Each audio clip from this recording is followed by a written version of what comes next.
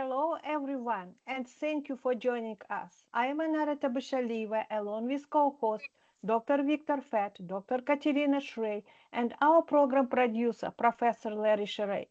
We host a weekly discussion panel on Russia's war on Ukraine with guests from Ukraine, from military experts, medical personnel, academics, artists, literary figures, and relief workers.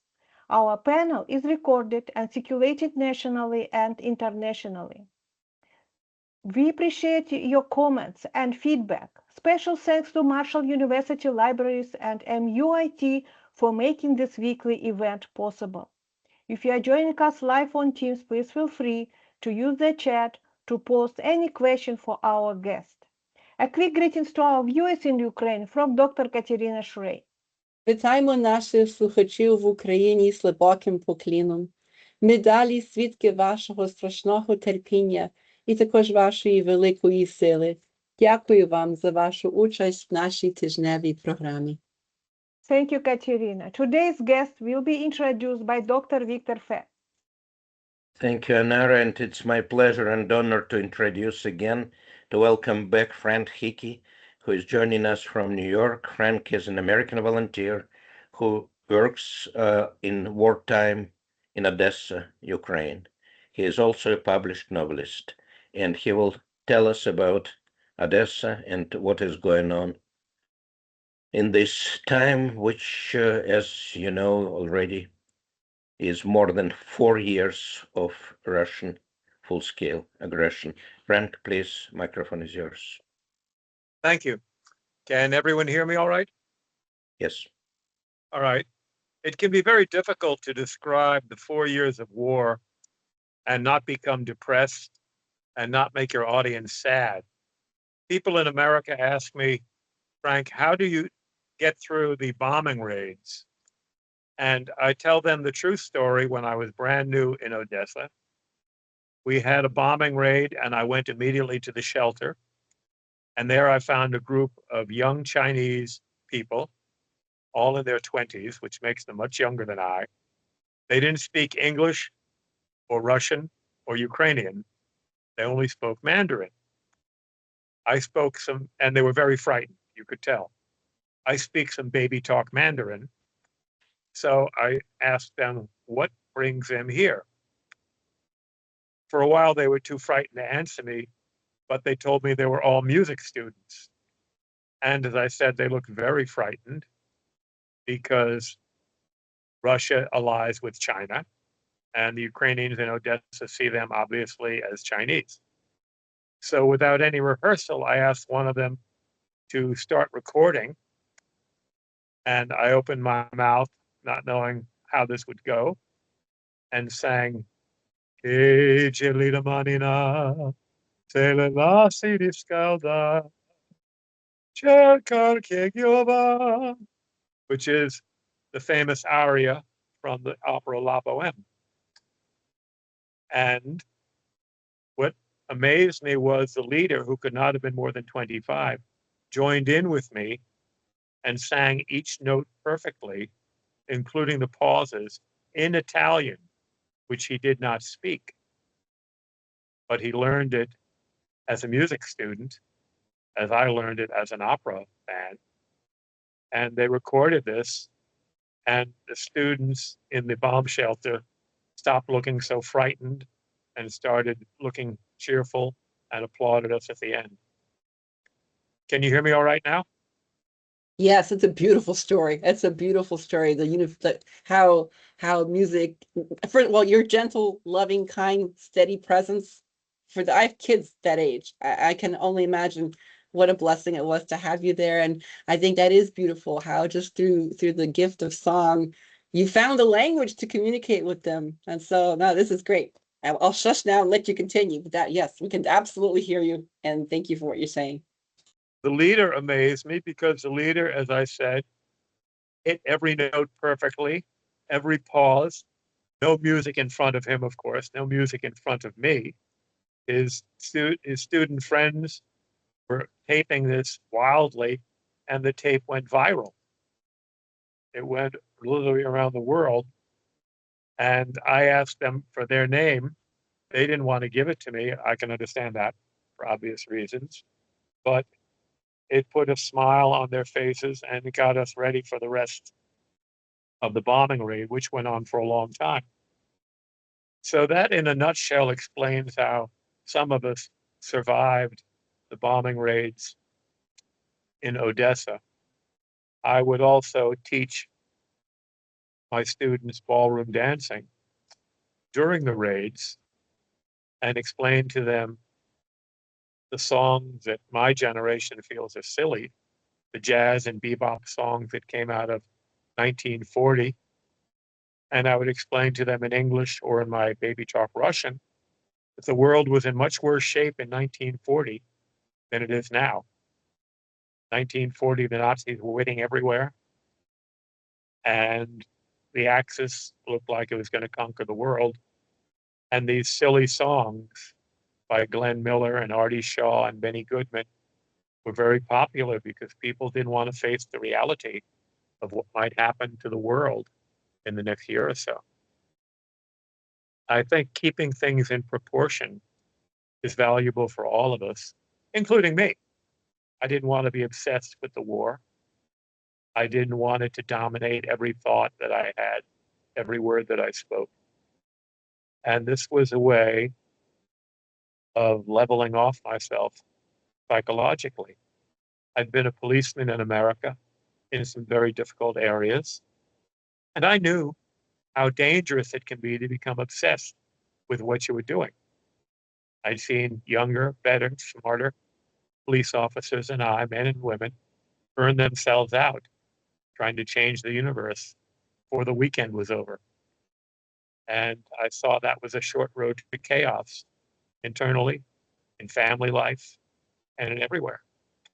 So I tried to balance it when I was in Odessa. As Professor Fett may tell you, I went to the opera every chance I got. I went to the ballet every chance I got in a thrift shop black tuxedo. When there would be a bombing raid and the opera was halfway through, you would get your money back. If the opera was more than halfway through and the bombing raid happened, both times you'd have to evacuate the beautiful opera house of Odessa. You wouldn't get your money back.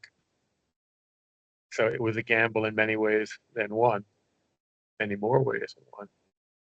And if you walked, as I did, all the time on the beach and the beautiful Black Sea cafes and the lovely restaurants there, and see dozens of people swimming, playing volleyball, running with their dogs on the sand, you could easily forget there was a war going on. I went there every day to dance by myself on the beach for an hour and a half, or just 45 minutes. That was my main aerobics at that time. Even in cold weather, I'd shuck down my coat and dance.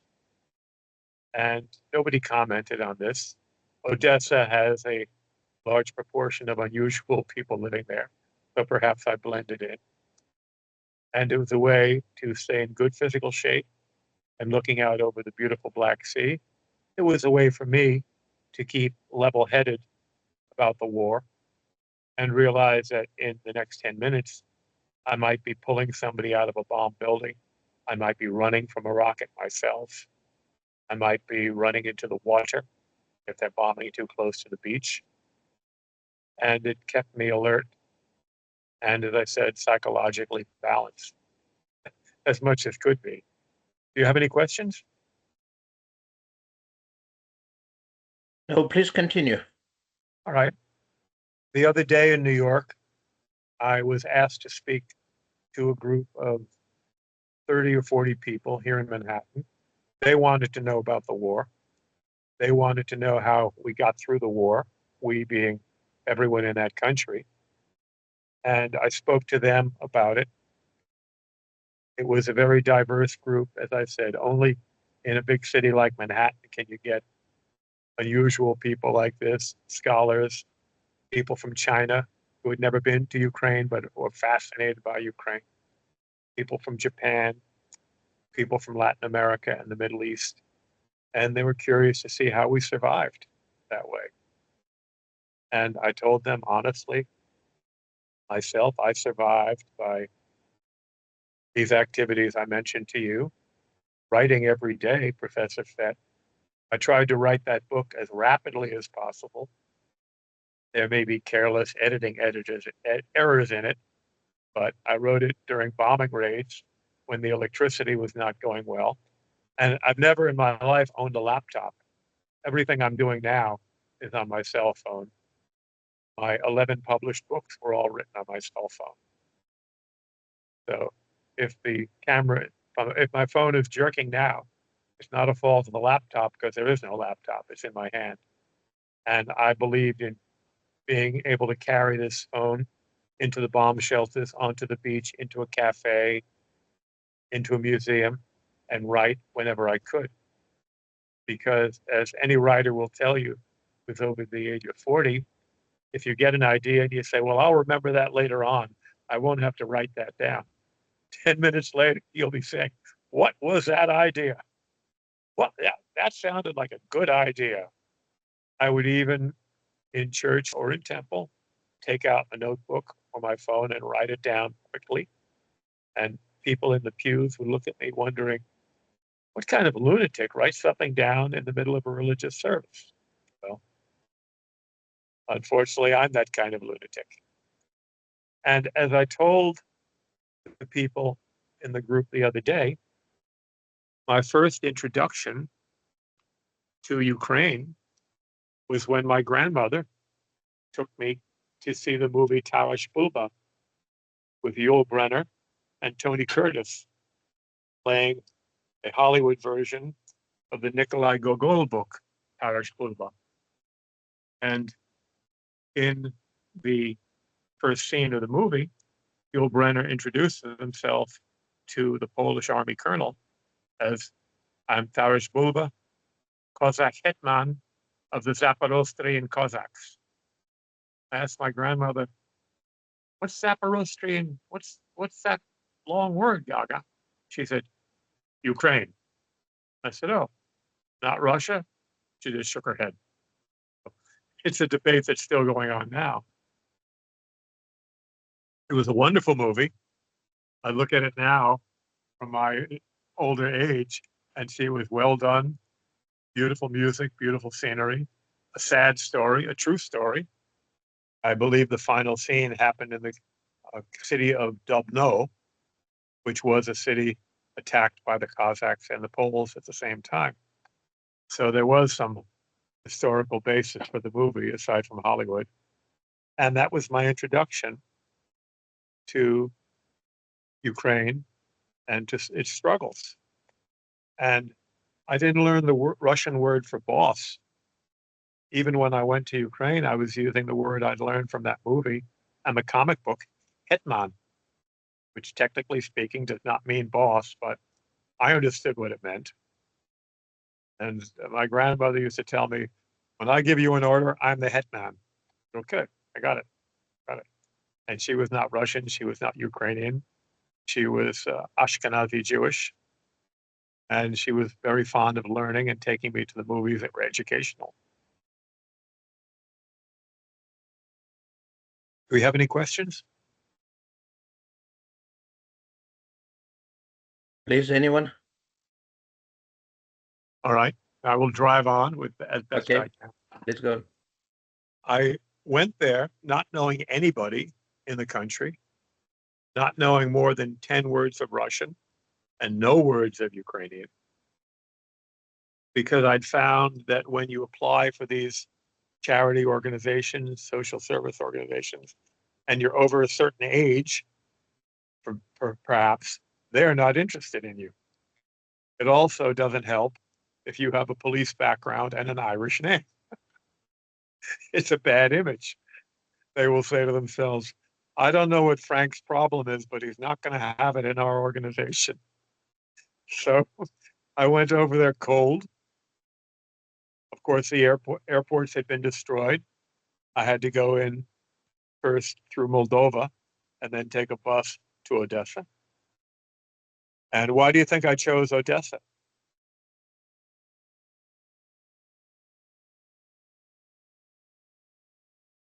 Well, if I had to guess, I would think the location, the weather, the scenery. All that, and especially the location, Katerina, because I knew it was only 4 hours driving to the safety of Moldova. Oh, Whereas wow. in Yeah, Kiev, good point. Good point. whereas in Kiev, it's 7 or 8 hours Mhm. if you could get out of Kiev. So I'm not a brave person. I decided I was going to go to a place with a good climate, with a good reputation for the arts, where the famous violinist Ephraim Zimbalist Sr. had grown up and married Alma Gluck. So it wasn't a completely unknown place to me. And I'd heard about the beauty of the Black Sea, Chone More, and I said, oh, I think I should go to Odessa. They have enough crazy people like me there. They have enough artists. They have enough, and they certainly had enough trouble at the beginning of the war. So I went there, knowing nobody, and just started going to gatherings that I saw in the squares and in the parks. And I would introduce myself, give them one of my cards, and say I'm interested in helping out. And they were kind of surprised at what I was doing. I would even stop religious leaders on the street who didn't speak English, try to make them understand what I was doing, give them my card, and hope that I would be contacted. Of course, not speaking the language myself, I didn't know what denomination they were. They could have been practicing Satanists for all I knew, the Church of Anton LaVey, but I knew I had to start somewhere. And I went, as I said, to different groups and said, I'd like to volunteer. What do you like me to do? One group led to another group, which led to another group, which led to another group. And do you think at that time I should have told them that I was a retired policeman? I would have. I don't know. I would think so. I mean, that comes with kind of a reputation for a leadership and experience under crisis. I don't know. I don't. I agree with you. I did tell them right away because, of course, everybody was younger than I am. In this world, they're going to rush home and Google me. Yeah. And if I don't tell them, they're going to vacuum their pockets for marijuana seeds, flush their flush whatever drugs they have down the toilet, and prepare for a raid sooner or later. So I'd grown up in this counterculture of New York. So I knew I had to come clean right away and say, yes, I'm a policeman. I'm one of the good ones. I'm reformed. I'm enlightened. I'm a writer who became a policeman, not a policeman who became a writer. I said, I came over here to help out as best I can. So people would approach me in the park and say, we can't pay you. I said, I didn't come here for money. I'm glad we agree about money. You don't got any, I don't want any. And I wound up making camouflage nets for the Army. I liked that organization very much. I went to the door, making a cold call that I want to help. They said, here's a chair, here's the camouflage nets. Wow. Let's go. Yeah. Other place, a lot, well, as we know, there is corruption in everywhere in the world. There are corruption in social service agencies. Some of them will tell you, yes, we'll be in touch with you in a month. Others will say, we're going to do a background check on you. So go right ahead. It'll take a while and you can't really do anything effectively. You can't go into somebody's mind in a background check. You can just find out if they've been in a mental hospital this month or if they've been arrested. That's all you can do, especially as a civilian. So this group put me to work right away, making camouflage nets. It was hot, hard work. As we know, Odessa can be hot in the summer. That's when I was there. And we'd work all day, different camouflage coloring for green in the forests, gray in the mountain areas, and black in the cave areas. Different regions would require different parts of camouflage to be made. And the Army would come every week or so and take what we had to the front line. They asked me if I could teach English. I said, I don't know. I was a bad student in school, but Mother Hickey always wanted a teacher in the family. I had tried to get into the Army, and as I told Professor Fett earlier, when I spoke to the recruiters at the Army on their phones, they showed me a picture of a rocking chair. I got the Diduch. idea. I think they said diduch or something to you, right? Didushka. Didushka. Didushka, that's right, that's right. Learned That's that word funny. right away. They But at least showed me it's a loving form. Didushka, it's the diminutive, it's a very sweet, embracing form of the word. That's funny. I got the picture, and I said, America has military contractors with no age limits. They haven't gotten there in Ukraine, at least not at that point. So Mother Hickey always wanted a teacher. So Mr. Putin and the war made me a teacher. I started teaching English, and then they asked me, what other languages do you speak? I said, I've got a few. They said, Americans don't speak foreign languages. Are you with the CIA or something? I said, no. I said, the CIA hires Mormons. Or, don't drink, don't smoke, don't drink coffee, speak languages. That's who gets hired. I said, no, I just happen to have lived overseas and worked in the third world and picked up languages. So I told them I can teach French. They said, well, that's good. I said, you have no idea how good it is. There's 22 countries in Africa that speak French. Oh, wow. Yeah. Good point. Including Haiti in the Western Hemisphere, Guadeloupe, French Guiana. I said, you can find a French restaurant anywhere in the world. And if you want to work in a place without languages, go to a restaurant and ask to be the dishwasher anywhere. But generally find a job.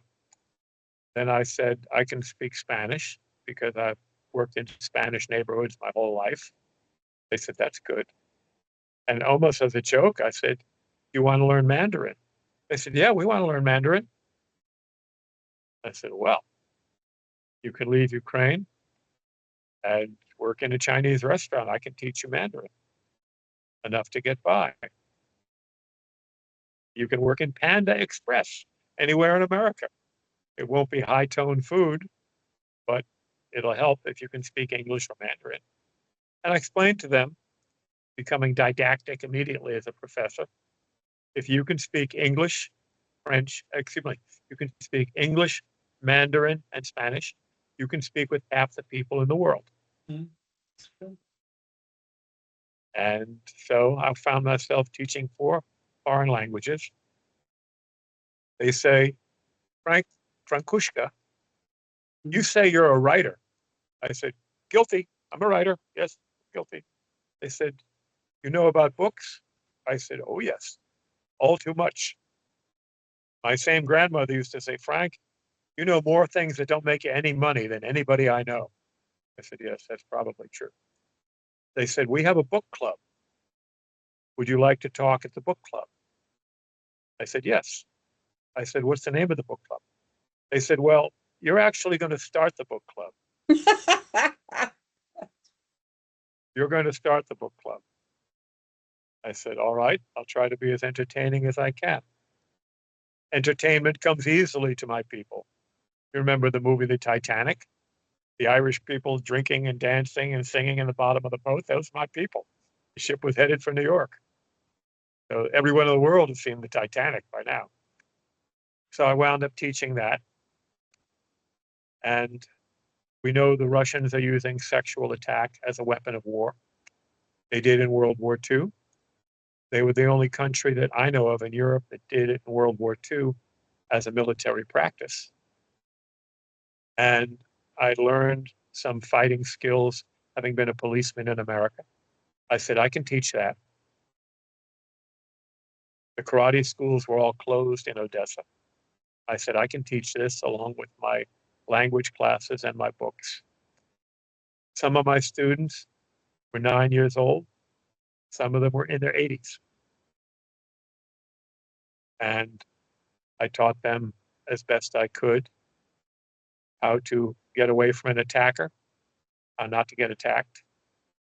The most valuable weapon I taught them was always keeping your eyes open, being aware of who is around you. If something feels wrong, it is wrong, and run.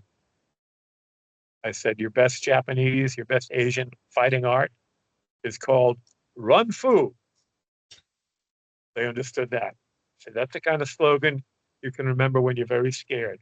Run foo. And some of them had gotten interested in my books. And they said, "You're a detective and your books is a ballroom dancing." I said, "Yes." They said, "Could you teach us ballroom dancing?" I said, "Yes." As we can see, I was then working 7 days a week. And some of that involved getting up at 6 o'clock in the morning in the winter, waiting for a streetcar in downtown Odessa, and going out to the park that at that time was called Maxim Gorky Park, but later was changed to Mark Twain Park. Hmm. And does anybody know why they call it Mark Twain Park? I do not. Because Mark Twain visited Odessa in 1867. Yes, this is That's right. That's right. very unusual fact which we didn't learn back in the Soviet Union. I didn't learn it either in the States. And in 67, Twain was not a well-known established writer. Only after he published Huckleberry Finn in 1884, and a few years prior to that, Tom Sawyer, was he famous. He was a young guy who had stayed out of the American Civil War and done a little bit of prospecting in California and had written some humorous short pieces for California newspapers. Why he went to Odessa in 67, I have no idea. But he was there. And in his honor, they named the park after him. I'm reading here that he did it during his Quaker City travels. Is Quaker City the name of the book? Quaker City? Recording his impressions of the city in his travel log, he visited Sevastopol, Crimea, where he famously remarked, "Ruined Pompeii is in good condition." Oh, wow, compared to Sevastopol. I'd forgotten this. I think you had mentioned this in the previous visit, and I'm embarrassed I forgot it. So Mark Twain Park, that's very nice to hear. They changed many of Continue. his. Go ahead. No, I just wanted to mention that to continue on this same theme, that Mark Twain was well known back when I was a kid, back in Soviet Union, well translated, especially Tom Sawyer and Huck Finn. But one curious fact here was that I first read Tom Sawyer in Russian translation, let me say, back in probably exactly 100 years after his visit in 1966 or so, at my grandmother's house in Kryvyi Rih, the same city where President Zelensky is from. So this circles quite continuously, and this was the book from which most of kids on my generation learned about the United States, and that's how we imagined the United States with Becky Thatcher and Injun Joe Oh, wow. Cave and all the treasures and marbles and, of course, the fence painting tricks. There were And movies. don't forget the dead cat, the Oh, yeah, Schmierskopets that he swung that, around his head on a string is yes, very that important in cat. American literature. Yes, it's a classical feature, and fortunately or not, that was a stereotype. It was harder to digest the raft story of Huck Finn, but still, it was still in this world where, pre-digital world where people read books, and even some of us went to school not very different from Tom Sawyer's. Continue, please. I, Just some sentimental detail. yes, fascinating. I found that writers who had been critical of the American system, such as Mark Twain, such as Jack London, they had been published widely in the Soviet area. Other writers were not, but Jack London was anti-imperialist. So was Mark Twain. He spoke out against our war against Spain. and the occupation of the Philippines and Congress and government, essentially. And I found that those writers were known to most of my students in the book club. And I introduced my students in the book club. Some of them were 15, some of them were in their 80s, to American books such as Anti-Mame, written by Patrick Dennis. And I explained to them Anti-Mame was a worldwide bestseller in 18 languages, 2 movies, a Broadway play, Mame, which ran for decades on revivals. And it mostly took place in New York City. And they devoured the book. They liked it very much. They had never heard of the writer or the character before because Anti-Mame would not be a good communist, a good socialist, or she was enjoying the fruits of capitalism with a house servant and luxurious parties and spending money like crazy. And I said, this is how some people in Manhattan live today. I said, I know because I grew up with the son of the writer who wrote Anti-Mame. We grew up together in Manhattan. We went to grammar school together. And this amazed them. They said, Frank, you really knew this boy, the son of the writer? I said, yes. I said, in Manhattan, you can know a lot of writers, a lot of writers' children. It's not much of a feat, but it brought the book closer to them and made them pay, as I said, attention to the book, and they loved it. And when Christmas was coming, I suggested we read the classic American book, The Catcher in the Rye. To my amazement, they all said they'd read it already. And they didn't want to read it again because it was depressing. I said, well, it has a happy ending. They said, no, no, no. It's depressing. Depressing. We don't want to read that.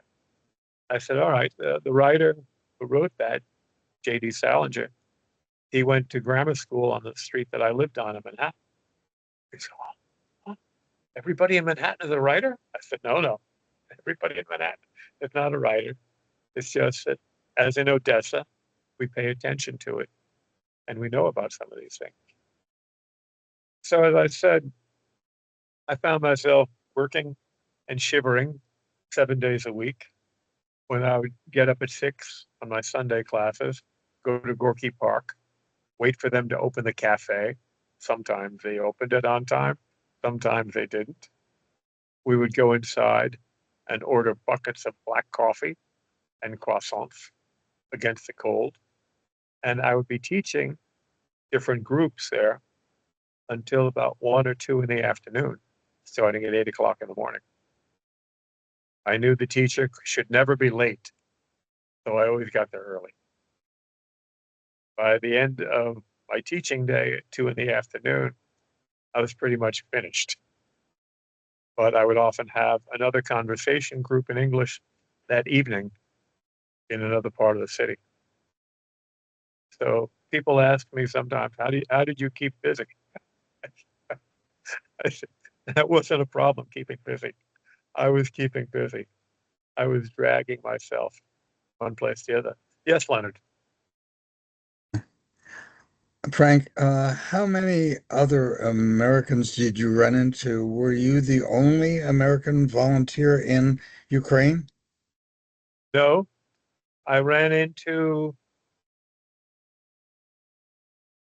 a few American civilians and a few Americans who were either transitioning out of the Foreign Defense Legion or still in the Foreign Defense Legion. I don't want to go into their names for their safety's a purpose. I realized it's not very smart. I realized after I'd been in Ukraine for a few months, I can never go back to some countries I enjoyed being in. I can never go to Vietnam, for example, because they cooperate with Russia. I can certainly never go to Russia or China or Laos or Venezuela. I don't want to find out too late how closely those countries are allied with Moscow. And everything is on paper these days. Everything is on the net. When you cross a border, different governments know about it from your passport. And the soldiers I'd spoken to from all countries, they said they were never going to go to Russia after they'd fought in the war. And it's Okay. something you have to think about. Sure. I never liked being limited, but I limited myself. I would do it all over again if the dilemma presented itself again, but it's something you have to think about. It's something that will trail you for the rest of your life.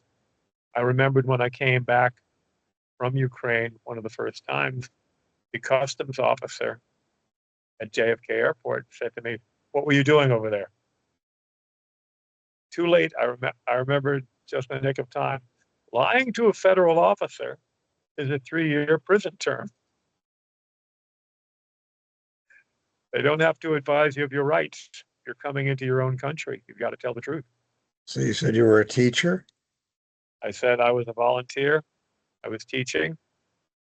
He looked uncertain about that. I said, I'm a retired policeman. I wanted to make, I remember what Voltaire said when the Archbishop of Lems asked him to renounce the devil on his deathbed. Voltaire said, this is no time to make new enemies.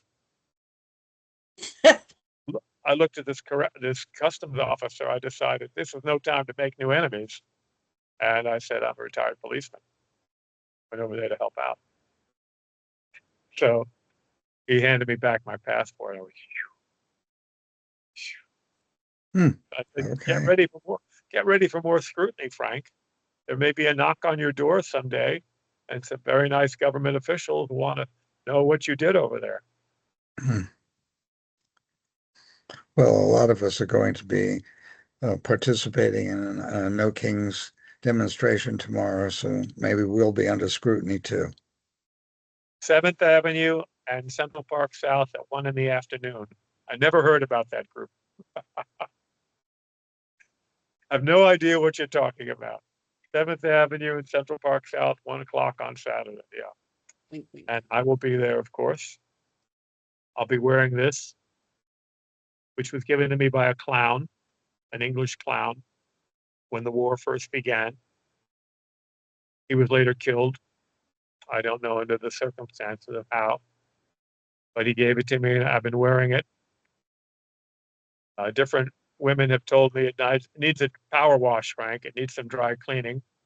I try, but it doesn't really work very well to get clean, but it's been around my neck for 4 years. Well, I It's hope a reminder to me and a reminder to other people of Ukraine. yeah, I hope a whole bunch of other West Virginians show up in downtown Huntington tomorrow. Once in a while, I'll lose this in a wind or rainstorm or just taking my coat off, and I'll go back to retrace my steps in howling winds and snow because I want to find this ribbon and put it around my neck again. I get very relieved when I find it again. So it's a talisman, as I said. And I didn't speak to the clown for more than 20 minutes, but I wished him good luck. And he knew perfectly well how dangerous it was at what he was doing. Do we have any other questions? Another, please. Thank you very much for your great discussion. It's so important to see what is happening at grassroots level. It's actually less visible. And I'm glad that you mentioned sexual violence as a weapon of war. And I remember initially when war began, there were more reports, more news about this. Suddenly, everything is less known. And of course, this is an extremely painful topic. But instead of expanding and talking violence, not only against women, but also children and men. So that's nobody, I don't see any actual visible reports about this extremely important side of the war. And I would appreciate if you can share your observation, how people deal with this, how they actually consider this, how they actually are moving forward in order to understand this complex issue, because during Soviet time, we never discussed this. So that's why it's a no background for this. So I would appreciate your observation. All right. I believe that the fact that my classes were full, 20 people in a class, showed that people were taking the self-defense seriously. I know that before the war, Ukraine was number 3 in the world for divorce. 3. And that brings broken families, that engenders alcohol abuse, that engenders more domestic violence. And I worked in a domestic violence shelter in Odessa for months, talking with the women, asking some questions. They had told me when I first arrived, they wouldn't tell me the address because it was a hidden shelter. I was used to that from police work.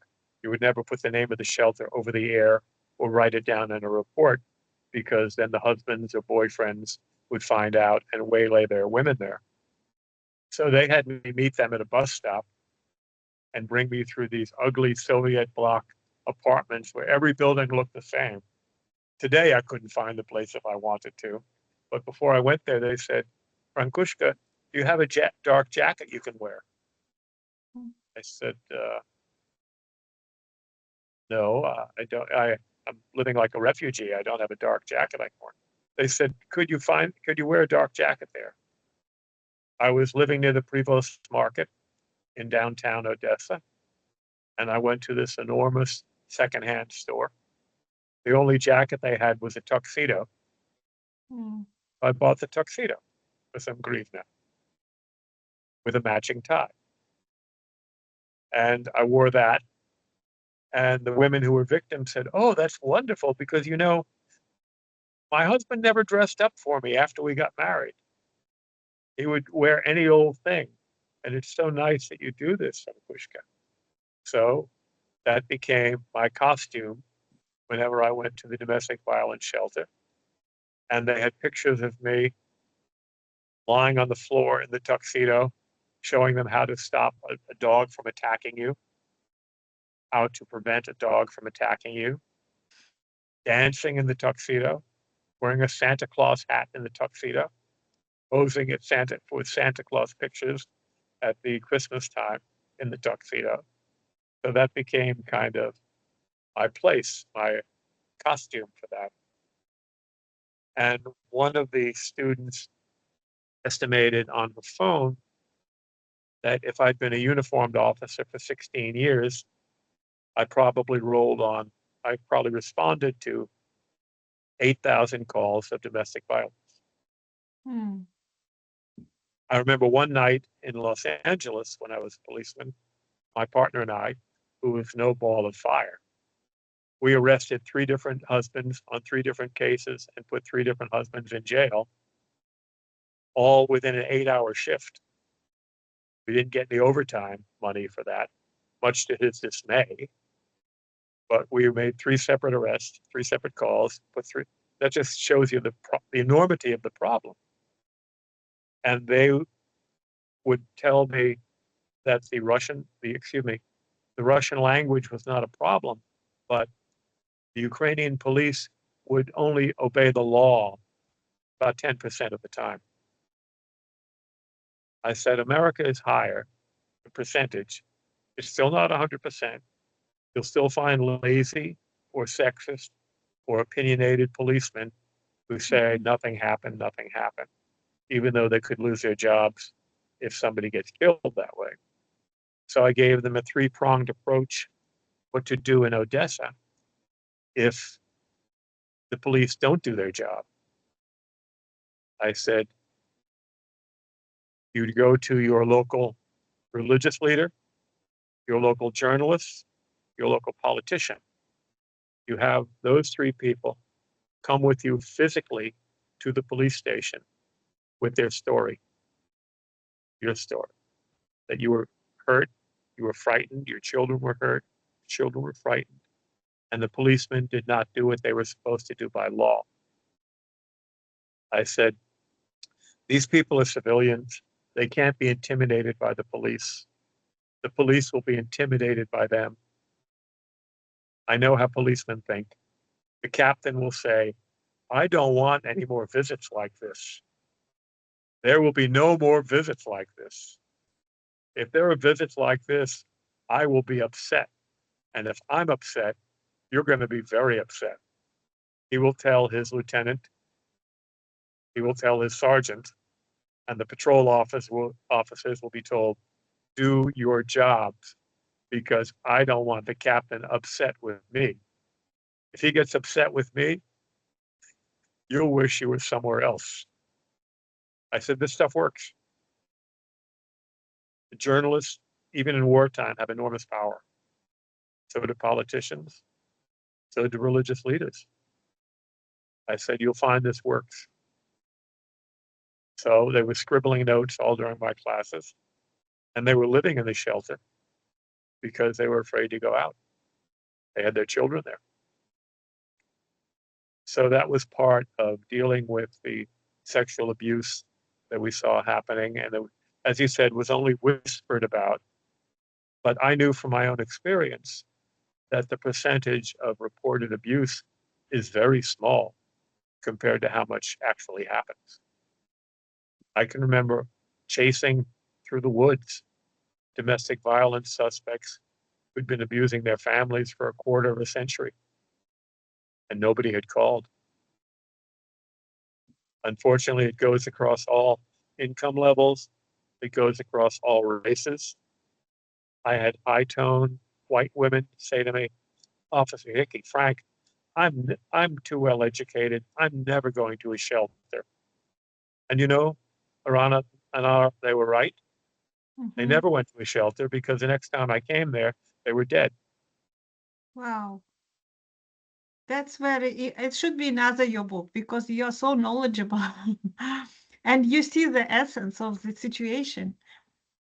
Well, when you have that happen to you, the next time you roll on the call, another call like that, which is usually the next night, you Mm-hmm. ask yourself, was I articulate enough when I spoke to that dead victim? Was I persuasive enough? Was I argumentative enough?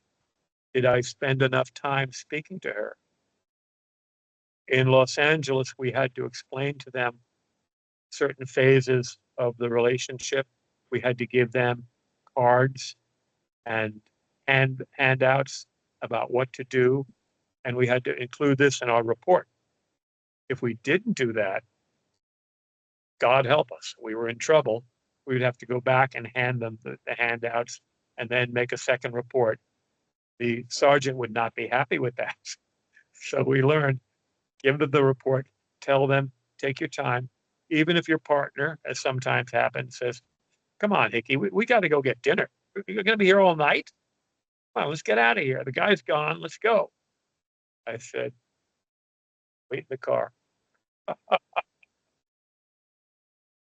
I'll buy you a donut. Wait in the car. I'll be right out. Because you were having language problems with these victims. You were having cultural problems with these victims.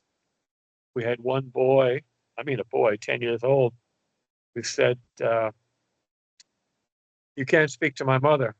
I said, why not? He said, she doesn't speak English. I said, what'd she speak? He said, she speaks French only. I said, ça c'est pas un problème. Je peux parler avec votre mère. Mm-hmm. And I would have Chinese people say to me, you can't speak to my father, he doesn't speak English. I would say, 没问题，我会讲广东普通话，没问题，我是你的朋友. Part of me looking at me like, come on, Frank, we got to go eat. We got to go eat. And my sergeant would say to my partner, is Hickey talking Chinese to them? He said, yeah, it's nothing. He said, an hour ago, he was speaking gypsy to a gypsy guy with my 2 words of Roma. That's nothing. So you do see the domestic violence in all phases. You have to go to court. You have to testify against it. And there would be times when I found the more highly educated women were slower to make complaints about it. One was a college dean.